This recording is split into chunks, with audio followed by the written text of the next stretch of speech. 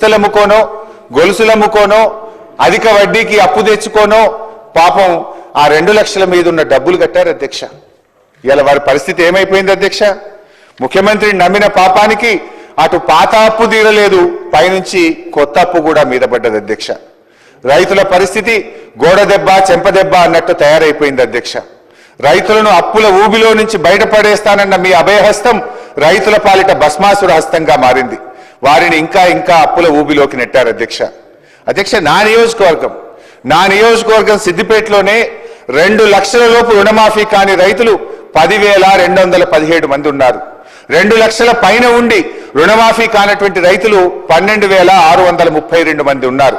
మొత్తం 43,363 మంది రైతుల్లో 52% మందికి ఇంకా నా సిద్దిపేట నియోజకవర్గంలోనే ఇప్పటిదాకా రుణమాఫీ కాలేదు అధ్యక్ష. ఆదిలాబాద్ నియోజకవర్గంలో 17,000 మంది రుణమాఫీ కోసం ఎదురు చూస్తా ఉన్నారు. రుణమాఫీ కానటువంటి 17,000 మంది సంతకాలతో కూడిన వినతి పత్రాలను మాజీ మంత్రి జోగు రామన్న గారు మొన్న 2 రోజుల క్రితం స్వయంగా రైతుల్ని తీసుకొని వచ్చి మా బీఆర్ఎస్ ఎల్పీ ఆఫీస్లో మొత్తం 17,000 సంతకాలతో ఉన్నటువంటి దరఖాస్తులు మాకు ఇచ్చిపోయారు అధ్యక్ష. అంటే నేను అనేది అధ్యక్ష, ఈ రుణమాఫీ అనేది ఒక సిద్దిపేట ఆదిలాబాద్ కాదు అధ్యక్ష. రాష్ట్రంలో ఏ నియోజకవర్గంలో చూసినా అదే పరిస్థితి అధ్యక్ష. నాకు రుణమాఫీ కాలేదు సారు, మేమేం పాపం చేసినాం సారు అని ఇలా అనేక మంది రైతులు ఎక్కడికి పోయినా కన్నీరు మున్నీరు అవుతా ఉన్నారు అధ్యక్ష. ఈ మధ్య నేను కరీంనగర్ జిల్లా చొప్పదండి నియోజకవర్గంలోని గోపాలరావుపల్లి అనే గ్రామానికి వెళ్ళాను అధ్యక్ష. అక్కడ రామయ్య అనే ఒక రైతు అధ్యక్ష.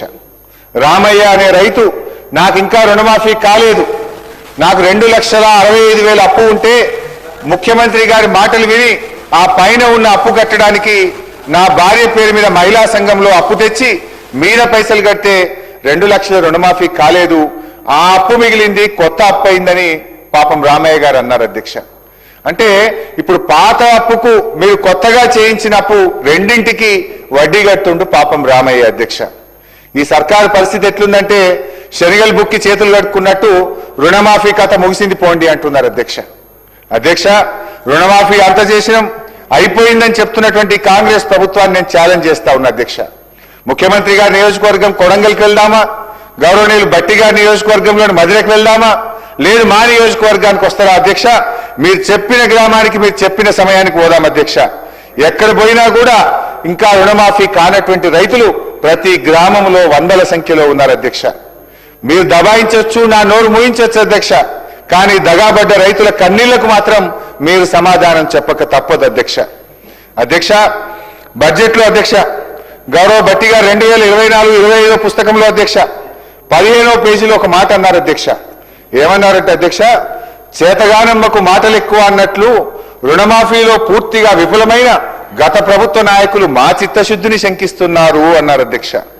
ఇప్పుడు నేను అడుగుతా ఉన్న బట్టి గారు, మరి మాటలు ఎక్కువైంది ఎవరికో, చేతగానమ్మ ఎవరో ప్రజలకైతే అర్థమైంది బట్టి గారు, ఇంకా వేరే చెప్పాల్సినటువంటి అక్కర్లేదు అధ్యక్ష. అధ్యక్ష, రైతు భరోసా అధ్యక్ష, ఇలా రైతు భరోసా విషయంలో సమైక్య రాష్ట్రంలో అష్ట కష్టాలు పడ్డటువంటి రైతులకు స్వరాష్ట్రంలో కేసీఆర్ గారు కొండంత అండగా నిలిచారు. 24 గంటల ఉచిత కరెంట్ ఇచ్చారు, సాగునీరు ఇచ్చారు, సమయానికి ఎరువులు విత్తనాలు ఇచ్చారు. ఇంకా ఏదో చెయ్యాలని ఆలోచించి నా తెలంగాణ రైతుకు పెట్టుబడి కోసం ఎవరి ముందు చెయ్యి జాపొద్దని, ఆత్మగౌరవంతో పొలంకు వెళ్లాలని, ఆత్మహత్యలు ఆగాలని రైతు బంధు పథకాన్ని నాడు కేసీఆర్ గారు ప్రవేశపెట్టారు అధ్యక్ష. అధ్యక్ష, ఒకసారి గతాన్ని గుర్తు చేసుకుందాం. కరోనా ఉత్పాతం వచ్చింది, ప్రపంచాన్ని వణికించింది, అంతటా ఆర్థిక వ్యవస్థ కుప్పగూలింది, ఆదాయాలు పడిపోయాయి, ఖజానా ఖాళీ అయ్యే పరిస్థితి వచ్చింది. అయినా సరే ఆనాడు కేసీఆర్ గారు రైతు బంధు సాయం ఆపలేదు, ₹1 కూడా తగ్గించలేదు. కరోనా కష్టకాలంలోనూ కడుపు గట్టుకోనైనా సరే రైతు బంధు ఇచ్చింది నాటి ప్రభుత్వం. మొత్తం 11 విడతల్లో 72,000 కోట్లు క్రమం తప్పకుండా రైతుల ఖాతాల్లో జమ చేసిన అరుదైన రికార్డు మా బీఆర్ఎస్ ప్రభుత్వాన్ని. మేము ఎన్నడూ ఒక్క సీజన్ కూడా ఎగ్గొట్టలేదు అధ్యక్ష. కానీ ఇవాళ ఏం జరుగుతుంది అధ్యక్ష? మార్పు మార్పు అని ప్రజల్ని ఏమార్చినటువంటి వాళ్ళు ఏం మార్పు చేశారో ఇప్పుడు చెప్తాను అధ్యక్ష. ఓటాన్ అకౌంట్ బడ్జెట్ బుక్ అధ్యక్ష 2024-25 బట్టి గారు ఏం చెప్పారంటే అధ్యక్ష, పేజ్ నంబర్ 17 అధ్యక్ష, పేజ్ నంబర్ 17 ఓటాన్ అకౌంట్ లో బట్టి గారు ఏమంటారంటే అధ్యక్ష, రైతు భరోసాకు ఏటా ఎకరానికి 15,000 చెల్లించాలన్నది మా ప్రభుత్వ సంకల్పం అన్నారు. రెండో బడ్జెట్ అధ్యక్ష, రెండో బడ్జెట్లో ఏమంటారంటే 14వ పేజీలో రైతు భరోసా పథకం కింద రైతులకు ఏడాదికి ఎకరానికి 12,000 రూపాయలు అందిస్తాము అన్నారు. ఓటాన్ అకౌంట్ లో 15,000 అన్నారు. మొదటి బడ్జెట్లో 15,000 అన్నారు. రెండో బడ్జెట్కి వచ్చేసరికి ఎకరానికి 12,000 ఇస్తామని చెప్పి బట్టి గారు సెలవిచ్చారు అధ్యక్ష. అంటే ఒక్కొక్క పేజీ తిప్పుతుంటే ఒక్కొక్క 1000 కరిగిపోతా ఉంది అధ్యక్ష. ఒకసారి మేనిఫెస్టోలో కూడా ఏమన్నారో చూద్దాం అధ్యక్ష. మేనిఫెస్టోలో వీళ్ళు ఏమన్నారు అధ్యక్ష, ప్రతి రైతుకు ప్రతి ఎకరానికి 15,000 రూపాయలు ఇందిరమ్మ రైతు భరోసా పథకం కింద ఇస్తామన్నారు అధ్యక్ష. నేను అడుగుతున్న అధ్యక్ష, బట్టి గారు ఇదేనా మీ సంకల్ప బలం? మేనిఫెస్టోలో ఒక మాట, మొదటి బడ్జెట్లో ఒక మాట, రెండో బడ్జెట్లో ఒక మాట. అది కూడా ఎట్లయిపోయిందంటే అధ్యక్ష, నాట్లప్పుడు రాదు అధ్యక్ష. అధ్యక్ష వీళ్ళ తీరు ఎట్లుందంటే, కేసీఆర్ గారు ప్రవేశపెట్టిందేమో అగ్రికల్చర్ ఇన్వెస్ట్మెంట్ సపోర్ట్ స్కీమ్, వ్యవసాయ పెట్టుబడి సాయం. కానీ కాంగ్రెస్ ప్రభుత్వం దాన్ని ఎలక్షన్ ఇన్వెస్ట్మెంట్ సపోర్ట్ స్కీమ్ గా మార్చింది అధ్యక్ష. ఎన్నికల పెట్టుబడి సాయంగా మార్చింది అధ్యక్ష. పంట పెట్టుబడి అంటే నాట్లప్పుడో ఎరువులు చల్లేటప్పుడో ఇయ్యాలి అధ్యక్ష. కానీ మీ రాజ్యంలో నాట్లయిపోయి కోతలైపోయి ధాన్యం కల్లాలకు వచ్చిన రైతు ఖాతాల్లో పైసలు పట్టలేవు అధ్యక్ష. 2024-25 వానకాలం రైతు బంధు ఎగ్గొట్టారు అధ్యక్ష.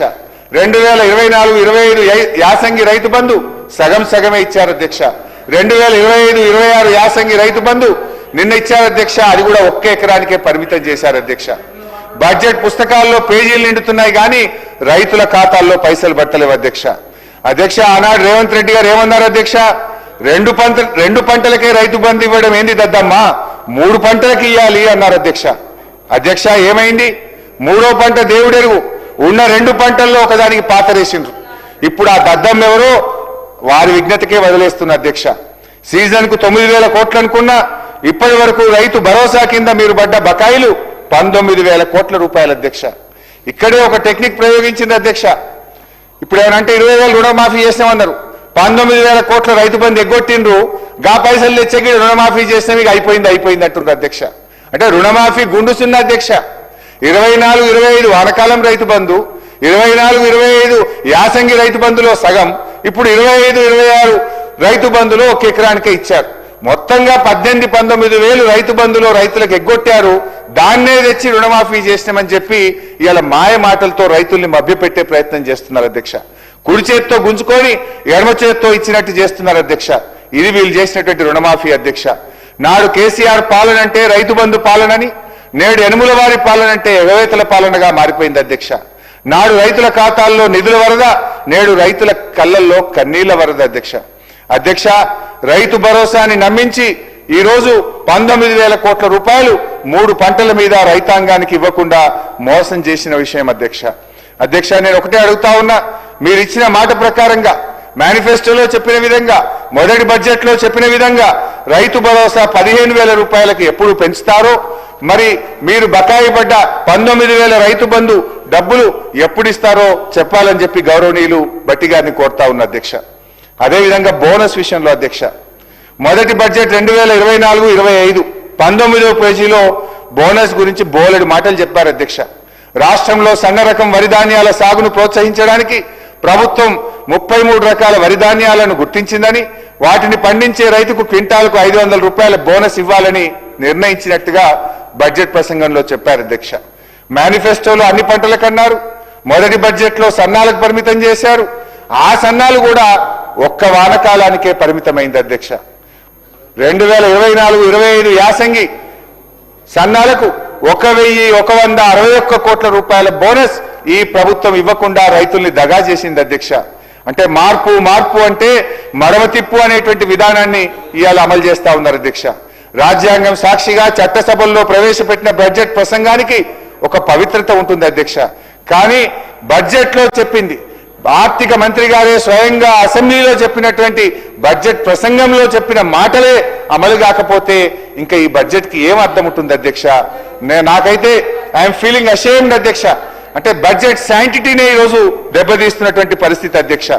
అధ్యక్ష మొత్తంగా ఈ బడ్జెట్ ప్రసంగాలు చూస్తూ ఉంటే వీరి సంకల్పంలో ప్యూరిటీ లేదు, వీళ్ళు చెప్పే మాటల్లో క్లారిటీ లేదు, బడ్జెట్ ప్రసంగాల్లో శాంటిటీ లేదు, బడ్జెట్ లో చెప్పిన మాటలు అమలు చేస్తారన్న గ్యారంటీ లేదు అనేటువంటిది అర్థమైతా ఉంది అధ్యక్ష. మేనిఫెస్టోలో ఒకటి రాస్తారు, బడ్జెట్ లో ఒకటి చదువుతారు, క్షేత్రస్థాయిలో మరొకటి చేస్తున్నారు అధ్యక్ష. అందుకే ఈ బడ్జెట్లు no purity, no clarity, no surety government అధ్యక్ష. ఇది అధ్యక్ష, మిమ్మల్ని నమ్మిన రైతుల్ని ఆగం చేయడానికి ఎందుకు ఇన్ని ఎత్తుగడలు? ఇదేంటి అని అడిగితే రైతుల చేతులకు బేడీలు వేస్తారు, ప్రతిపక్షాలు నిలదీస్తే ప్రతిపక్ష నాయకుల మీద కేసులు బనాయిస్తారు అధ్యక్ష. బట్టి గారు, నేను మిమ్మల్ని సూటిగా అడుగుతా ఉన్నా అధ్యక్ష, అసలు ఇప్పుడు ఈ యాసంగి పంటకైనా బోనస్ ఇస్తారా ఇవ్వరా? పోయిన యాసంగికి బోనస్ ఇవ్వలేదు, ఇప్పుడు ఈ యాసంగిలోనైనా రైతులకు బోనస్ ఇస్తారా లేదా మీ సమాధానంలో చెప్పాలని చెప్పి ఈ సభ సాక్షిగా నేను బట్టి గారిని, ఈ ప్రభుత్వాన్ని అడుగుతా ఉన్నా అధ్యక్ష. ఎన్ని అధ్యక్ష? రుణమాఫీలో దగా, రైతు బంధులో దగా, బోనస్ లో దగా, పంటల బీమాలో దగా అధ్యక్ష. పంటల బీమా గురించి ఎంత గొప్పగా చెప్పింది అధ్యక్ష ఈ బడ్జెట్ బుక్ లో, ఒకసారి చూడండి అధ్యక్ష. బడ్జెట్ బుక్ లో అధ్యక్ష పేజ్ నెంబర్ 19 అధ్యక్ష, పేజ్ నెంబర్ 19 లో చాలా గొప్పగా చెప్పారు అధ్యక్ష. నేను సొంతంగా చెప్తలేను, ఇవన్నీ మీరు చెప్పిన మాటలే చెప్తున్నా అధ్యక్ష. ఈ సంవత్సరం నుండి ప్రధానమంత్రి ఫసల్ బీమా పథకంలో చేరాలని నిర్ణయించాం. ఈ పథకం కింద రైతులకు చెల్లించాల్సిన బీమా కూడా రాష్ట్ర ప్రభుత్వమే చెల్లిస్తుంది. రైతులకు పైసా ఖర్చు లేకుండా వారు చేసిన పంటలకు పూర్తి భద్రత ఈ ప్రభుత్వం కల్పిస్తుంది అని చెప్పారు అధ్యక్ష. మరి ఏమైంది అధ్యక్ష? దీనికి బడ్జెట్ లో 13